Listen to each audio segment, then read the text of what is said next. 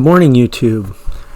Today, my good friend Doug and I are putting 3-inch wheel spacers on the tractor so I can put tire chains on there. And as you can see, Doug has no patience for YouTube. He's right after it. It's going to take me a second here to get caught up and set up so we can see what's going on. This tractor is a John Deere 3046, and in its stock configuration, it's very narrow. The fuel tank is right above that left rear tire that Doug's taking off right now. And because it's so narrow, the tire is right tight to the fuel tank, and there's no room for tire chains. Living in northern Vermont, and those tires aren't the best in the world as it is. I got some chains that I'm going to put on for the winter, and so I ordered these Bora wheel spacers. They're 3 inches. They're aluminum. They're pretty rugged. It's fairly heavy. So we're going to try and rip this out. I'm going to show you us doing that left rear tire and wheel.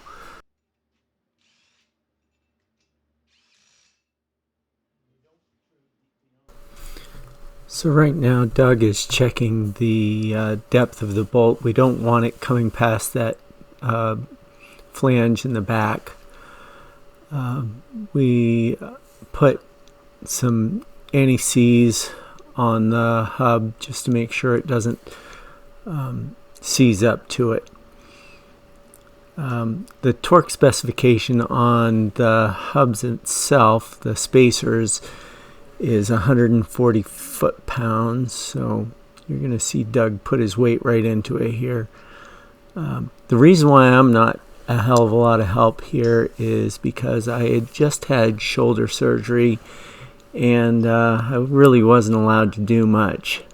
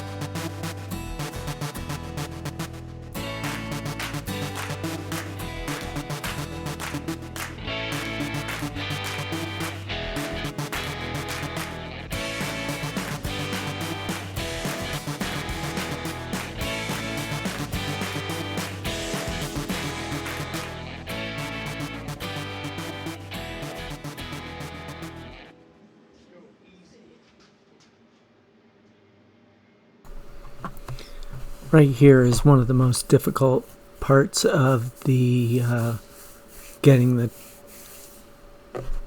spacers on the tractor, and that is getting the wheel back on.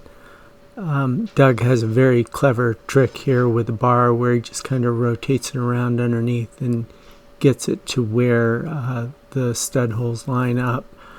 And then he's having me lower and lift it just slightly to get the final alignment.